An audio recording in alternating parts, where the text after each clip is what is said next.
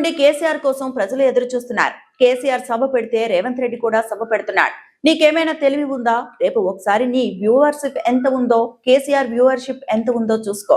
ఇంకోసారి కేసీఆర్ మీటింగ్స్ కి ఆటంకాలు సృష్టించాలన్న ఆలోచన కూడా మీకు రాదు. జగిత్యాల సంజయ్ మా పార్టీ అయితే ఇవాళ వచ్చి సభలో కూర్చోవాలి. ఆయన అటు ఇటు కాకుండా ఉన్నాడు. కేసీఆర్ మీటింగ్ కి రోడ్డు తవ్వితే ప్రజలు రాకుండా ఉంటారా? ఎంత తెలివి తక్కువ వాళ్ళో అర్థం కావటం లేదు. మా నియోజకవర్గ ప్రజలు రోడ్డు తవ్వితే నడుచుకుంటూ వస్తామని చెప్తున్నారు. ఇది కేసీఆర్ అంటే మొదటి ఎకరానికి రైతు బంధు వేసినప్పుడు ఒక సభ పెట్టాడు. మళ్ళీ రెండో ఎకరానికి రైతు బంధు వేసి సభ పెడుతున్నాడు. ఈ సభలు పెట్టే పైసలతో అందరికీ రైతు బంధు వేయొచ్చు అని బీఆర్ఎస్ ఎమ్మెల్యే డాక్టర్ సంజయ్ అన్నారు. మాట్లాడతారన్న కాదు, కేసీఆర్ గారు తెలంగాణ ప్రజల గురించి మాట్లాడతారు. తెలంగాణ ప్రజలకు ఒక ధైర్యం ఇస్తారు.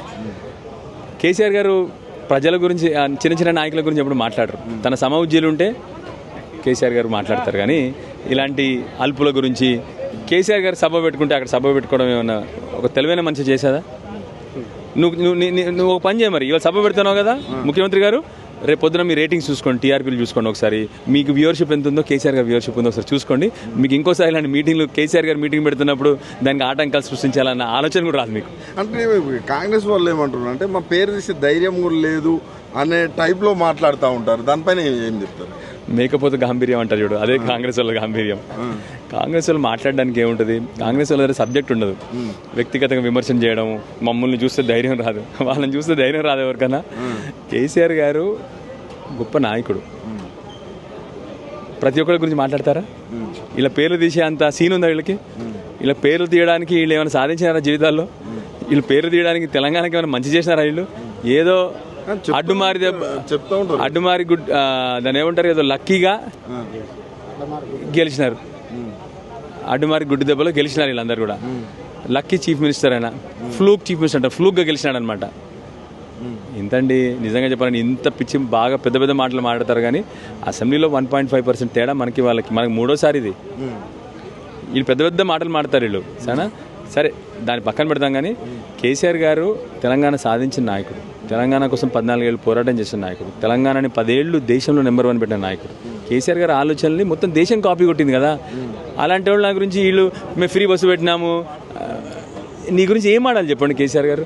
నీ వల్ల ఏమైనా రాష్ట్రానికి అభివృద్ధి జరిగిందా? నీ వల్ల ఏమైనా ప్రజలకు ఏమైనా అవుట్కమ్ వచ్చిందా ఇప్పటి వరకు?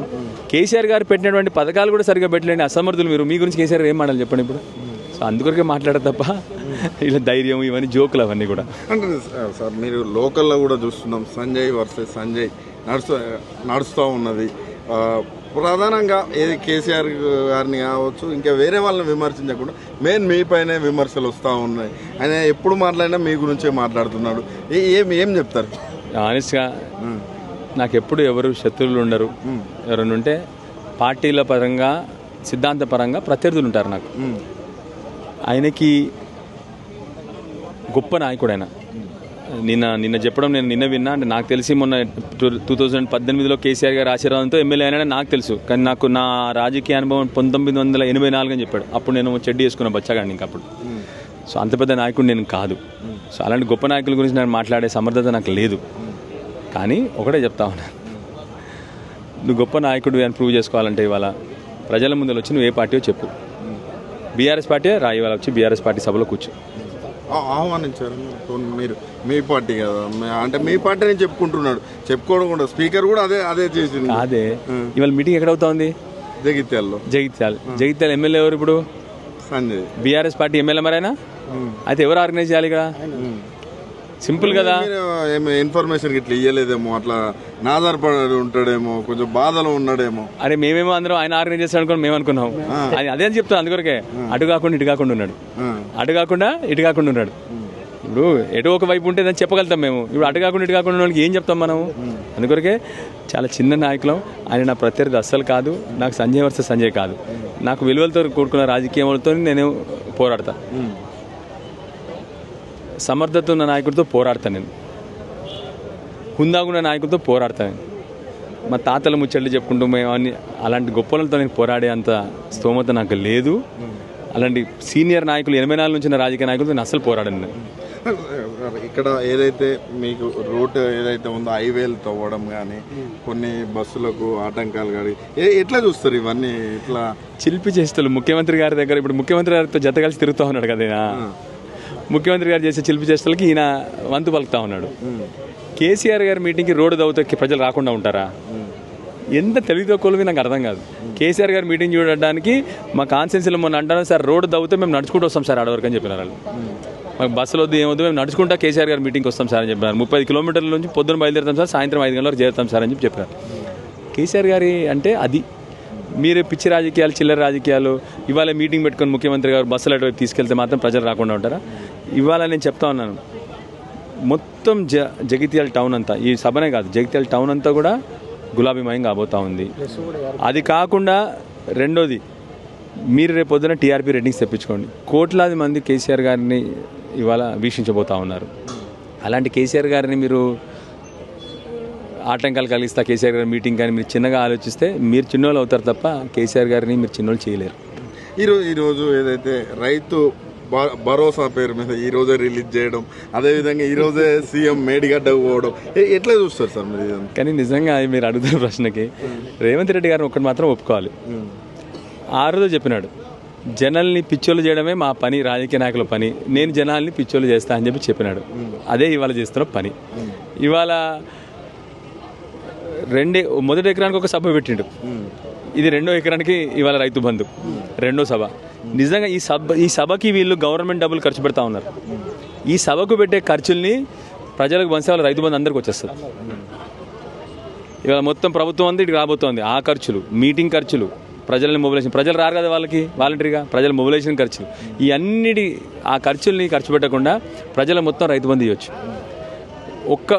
ఒక ఎకరానికి ఏనికి ఒక సభ, 2 ఎకరాలకి ఏనికి 2వ సభ. కేసీఆర్ గారు 11 పర్యాయాలు, కరోనా కష్టకాలం 2 ఏళ్ళు, రాష్ట్ర ఆదాయం 0. ఆ రోజు ప్రభుత్వ అధికారులకు జీతం బంద్ చేయమన్నారు, ఎమ్మెల్యేలకు జీతాలు బంద్ చేయమన్నారు, ఎంపీలకు జీతాలు బంద్ చేయమన్నారు, కానీ ప్రజలకు మాత్రం రైతు బంధు బంద్ చేయలేదు కేసీఆర్ గారు. కరోనా కష్టకాలంలో కూడా రైతు బంధు బంద్ చేయకపోవడమే కాదు, ఆ రోజు లేబర్ లేకపోతే లేబర్ని బీహార్ నుంచి తెప్పించుకొని వాళ్ళకి ఎక్స్ట్రా డబ్బులు ఇప్పించి వాళ్ళకి ఇక్కడ నుంచి రైతులు పండించిన పంటను కూడా కొనుక్కెళ్ళిన గొప్ప నాయకుడు కేసీఆర్. ఆ రోజు తెలంగాణ రాష్ట్రమే దేశానికి అంతా అన్నం పెట్టింది కరోనా కష్టకాలంలో, ఎక్కడ లేకుండా. అలాంటి నాయకుడు కేసీఆర్. వీళ్ళు జోకర్లు. ఫైనల్గా ఒక్క క్వశ్చన్, ప్రధానంగా ఈ సభ జీవన్ రెడ్డి గారి గురించి పెట్టినట్టుగా తెలుస్తున్నది.